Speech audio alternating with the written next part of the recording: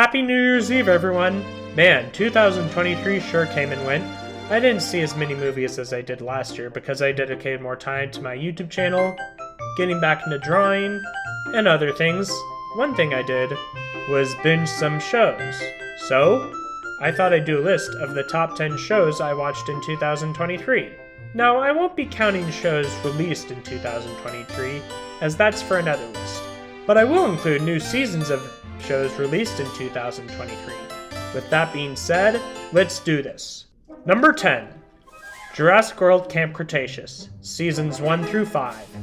Kicking off my list is the Jurassic franchise's first animated series. The show takes place during the events of the first Jurassic World, following 6 campers stuck on Isla Nublar, now fighting for survival. While the show just started off as okay, it proved itself with seasons 2 and 3. Sure, season 4 was underwhelming, but this series redeemed itself at the final season. I'm curious to see how Chaos Theory will continue the story of the campers. Number 9. Cybersix, Season 1. Based on the comics of the same name, this show is about a mysterious leather-clad female protecting the fictional town of Meridia at night. The show's animation has stood the test of time, and the titular lead is awesome. Not to mention the opening theme song hits hard. Just one thing.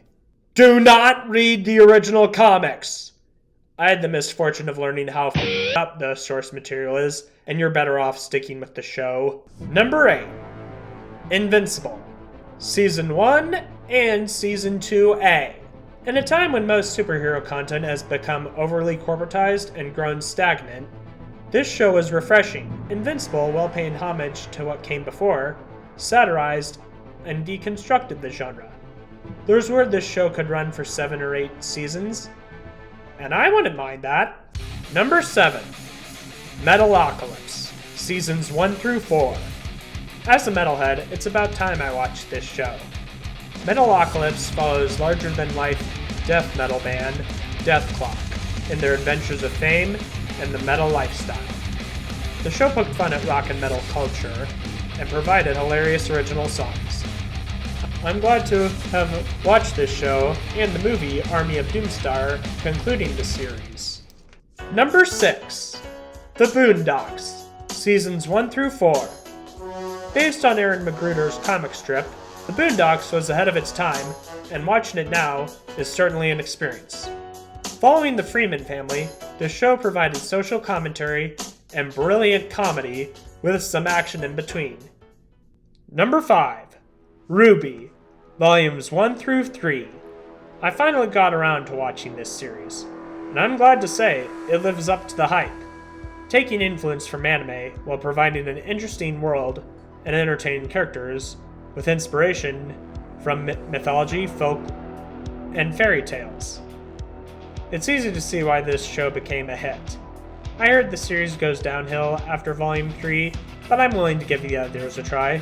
If I can sit through Season 4 of The Boondocks, I can handle the lesser volumes of RWBY. Number 4. Hilda, Seasons 1 through 3. As someone of Scandinavian descent, this show holds a special place in my heart and made me want to get more in touch with my heritage. Not only is Hilda full of charm, but filled with a memorable, endearing cast.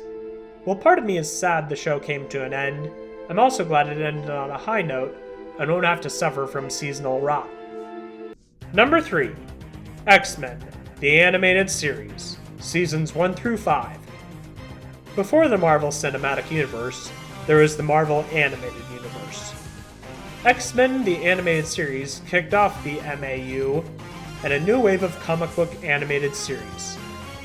The series served as an allegory for the civil rights movement, dealing with the themes of inequality and acceptance. I'm so looking forward to the revival. Number 2. Justice League, Seasons 1 through 2. Going from the Marvel Animated Universe to the DC Animated Universe, this show features Batman, Superman, Wonder Woman, and other iconic DC superheroes teamed up to fight supervillains and otherworldly threats. The characters had great chemistry, and the show dealt with mature themes for a Y7 rating. after the Season 2 finale, I'm looking forward to the follow-up, Justice League Unlimited. Before I get into number 1, I have some honorable mentions. Prehistoric Planet Seasons 1 through 2. This docuseries is incredible, but I wanted to put a spotlight on other shows. Dinosauria, Season 1. Another great dinosaur docuseries, but much like Prehistoric Planet, I wanted to talk about other shows, so it gets an honorable mention. The Legend of Vox Machina, Seasons 1 through 2. This show is one of my favorite adult cartoons, but much like the last two, I wanted to talk about other shows. Demon Slayer, Seasons 2 through 3. These were great follow-ups to Season 1 and the Mutagen Train arc. Jade Armor, Season 1. I plan to talk about this show on my channel. This show is better than it had any right to be, and I admire the risk it took. And the number 1 show I watched in 2023 is Vinland Saga, Seasons 1 through 2. Based on the manga of the same name, this series follows young Thorfinn on a journey with his father's killer to take revenge on him and kill him in a duel as an honorable warrior. There are not enough words to describe how great this series is. This series is beautiful, action-packed, subversive, emotional, and thought-provoking. Not to mention the characters are complex and feel very human. It was also cool how much this series got right historically. This series may be my favorite anime series, and I cannot wait for it to impress me even more. So those are the shows I watched in 2023. What'd you think? What shows did you watch in 2023? Let me know in the comments. With that being said, thanks for watching. I would also like to say thank you to my subscribers.